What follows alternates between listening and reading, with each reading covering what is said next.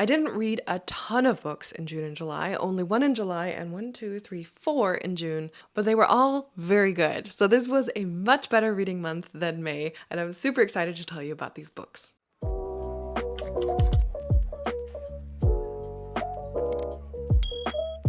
So in July, I only read one book, and that was Before the Coffee Gets Cold. Now, I am very late to reading this. I know this is like a huge trend, and tons of people absolutely adored this book. And when I went into Barnes & Noble and saw that I found the hardback of this book, I was like, you know what? I'm going to get it and read it. Most of you probably know what this book is about, but essentially it is about a cafe, and you can time travel back into the cafe, but only into the cafe, and you can talk to people in that point in time. You can meet someone who is also in that cafe. However, you can only talk to them for as long as your coffee is warm, so you have to finish your conversation or go back before the coffee gets cold. And it's a super cute story. The stories are very, very short. The first one I was like, oh, I'm not really sure if I understand the hype. And then the second story went right into the feels, and I was like, okay, I absolutely understand what you're trying to say here. It was super cute, and I'm super excited to read the other stories that are following this one, and this was 4 stars from me. The next book over here is by none other than Emily St. John Mandel,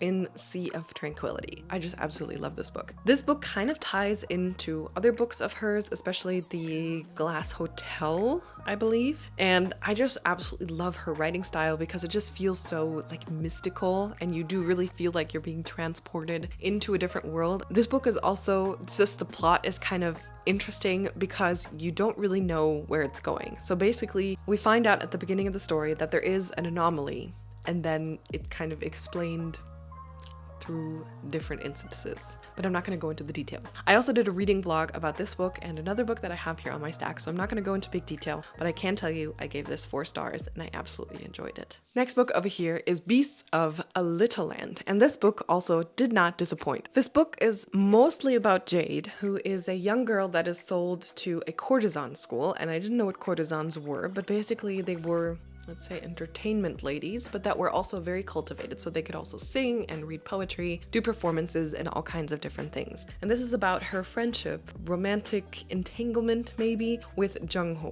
which is an orphan boy who also comes to Seoul at a young age. And it's just kind of neat to see these stories like intertwine. They kind of like weave in together and then weave out together over a whole lifetime, and it actually does feel like you really experience their life. I don't know, I just love stories that are about like whole lives, but just a wonderful and beautiful story where you also once again learn a lot about the history of Korea under Japanese occupation. Before I get to my favorite book of this month, we're going to talk about the second to last book I read, and that is All This Could Be Different. To be honest, I mainly picked up this book because it plays in Milwaukee, and I was in Milwaukee while reading this. Because I spent my month of June in the States with my family that lives in Milwaukee. I found this book in a bookstore there, and I was just like, you know what? I need to get this. It's just so much fun. I kind of have to say the story in and of itself was not that gripping. The person in the story also has depression, so I feel like some parts of the story are also like maybe very slowly or told very slowly on purpose, but that did really kind of subtract from the whole experience of the story. And you don't really know where the story is going, and the ending is also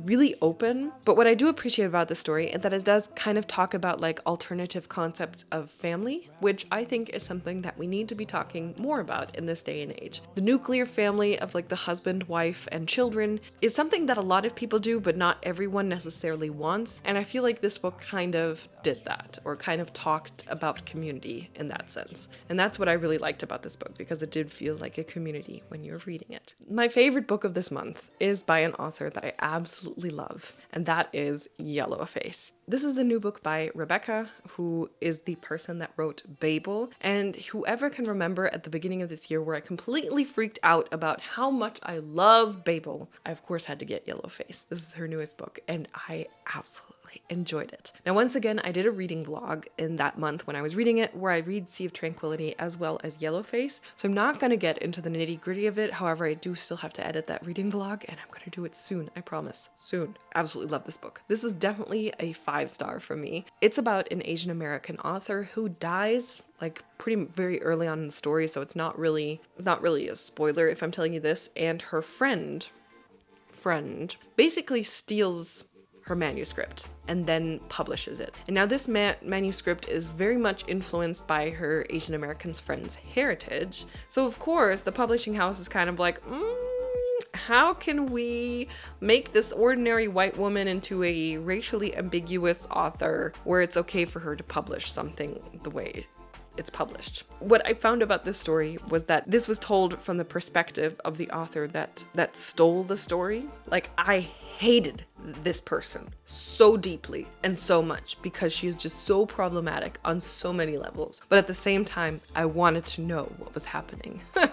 I just absolutely hated this character. Oh my god. But because of that, I just really enjoyed the experience of reading this book. I think it's a great critique on the publishing industry. I think Rebecca outdid herself with this. It's very, very gripping, very fun to read, but at the same time, you just want to kill this person. And so, a very good book. I really enjoyed it.